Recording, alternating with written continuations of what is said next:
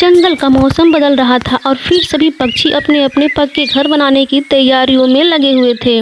रानो, मैं कल लकड़ियाँ लेने गया था। कालू और गौरी ने सूखे जंगल पर कब्जा कर लिया है। वो मुझे लकड़ियाँ नहीं दे रहे थे। तोते भैया, आप उनको समझा देना कि जंगल की हर चीज़ साझी होती है। इसमें तेरे मेरे वाली कोई बात नहीं है। हाँ रानो, मगर यह कौवे कब समझते हैं, सारे जंगल पे अपना ही अधिकार चलाते हैं। अच्छा, तुम परेशान मत हो, कल मुझे जाना है लकड़ियाँ लेने, तुम मेरे साथ चलना।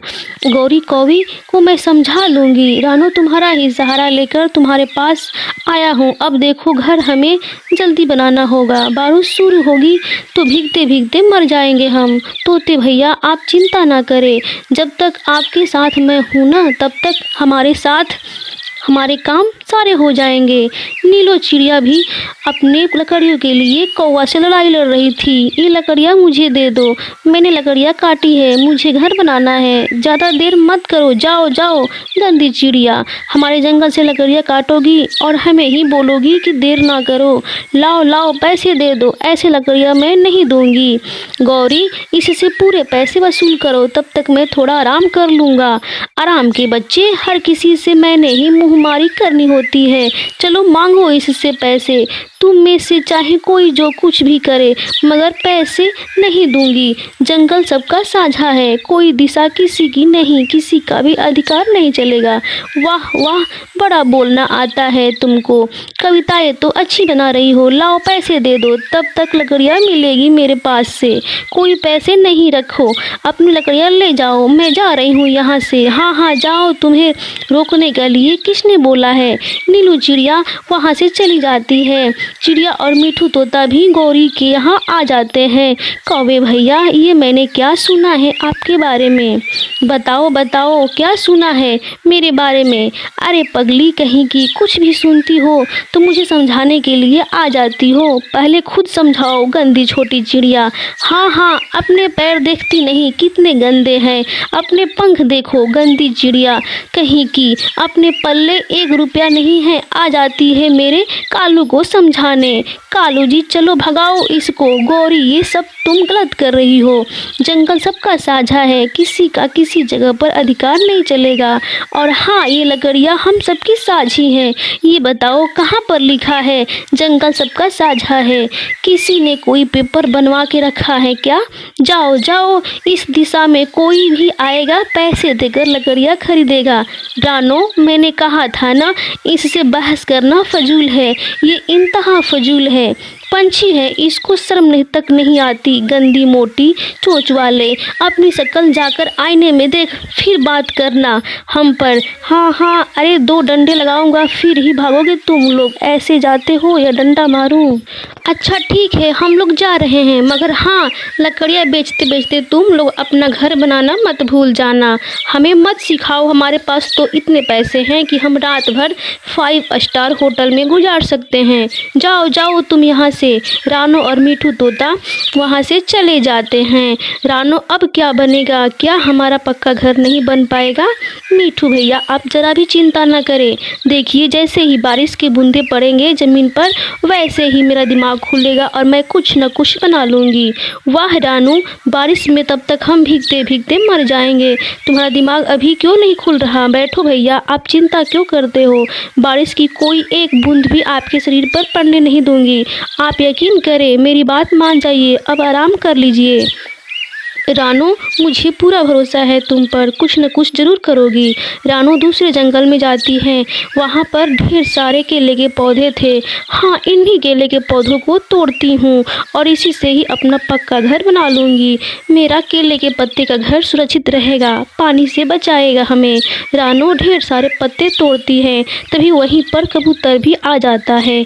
अरे रानो, यह सब क्या कर रही हो? इतने सारे पत्ते क्यों तोड़ रही हो? कबूतर भैया, अगर लकड़ियाँ तोड़ी तो गौरी और कालू मना करते हैं, पत्ते तोड़े तो आप मना करने आ जाते हो। अरे नहीं नहीं, गलत मत समझो, मैं मना नहीं करने आया, मैं तो पूछने आया हूँ। बस कबूतर भैया, अपना बचाव करने के लिए आखिर हमें कुछ न कुछ करना तो होगा। न शाम हो जाती है और रानू फिर से अपना वो पत्तों वाला घर बना लिया था। अरे वाह, मेरा घर कितना सुंदर है, मुझे इस घर में बिल्कुल भी ठंड नहीं लगेगी और ना ही बारिश का पानी आएगा। रानू मिट्ठू तोता के पास जाती हैं। तोते तोते भैया, मेरी बात सुने। क्या हुआ रानू, सब ठीक तो है ना? हाँ तोते भैया, आप परेशान हो रहे थे ना कि बारिश के दिन कैसे कटेंगे, लकड़ियाँ नहीं थी ना हमारे पास। हाँ रानू, कोई जुगाड़ कर लिया क्या तुमने? हाँ हाँ, जुगाड़ तो किया। अरे पूरा घर बना लिया मैंने। चलो, आपके लिए सरप्राइज है, देखो तो।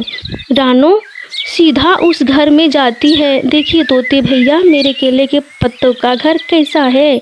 रानू बहुत सुंदर, बहुत सुंदर, इसकी तारीफ कैसे करूं, मुझे तो समझ में नहीं आ रहा।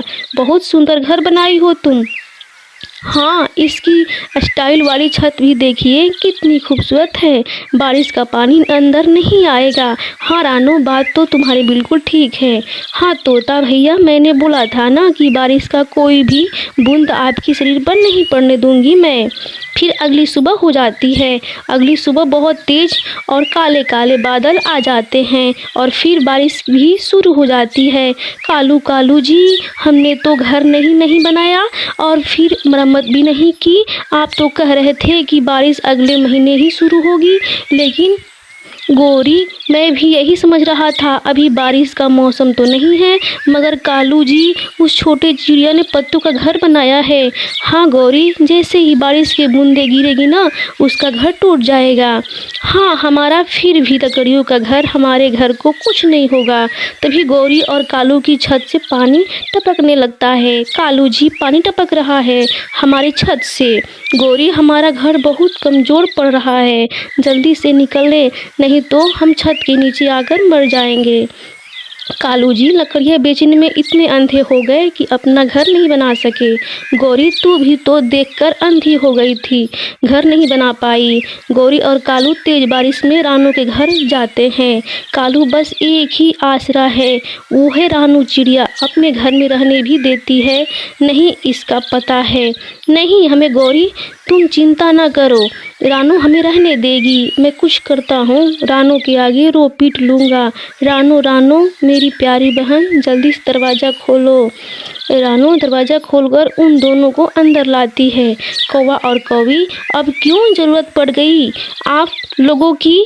मेरी रानू बहन पैसा कमाने में इतने अंधे हो गए थे कि अपना घर भी नहीं बना पाए।